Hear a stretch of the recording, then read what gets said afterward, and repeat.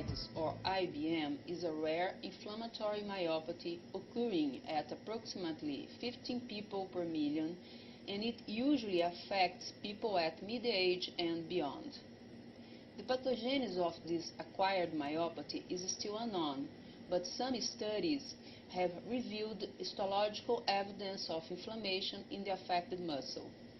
The major feature of this disease is a remarkable muscle atrophy, leading to proximal and distal weakness.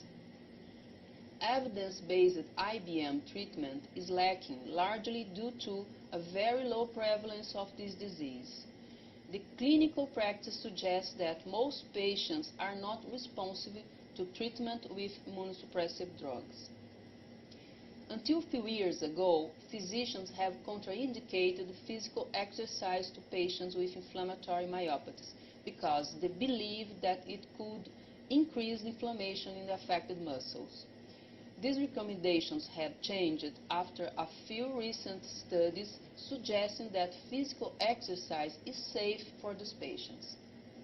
Therefore, low-intensity physical training has been prescribed for patients with stable disease in order to improve muscle function.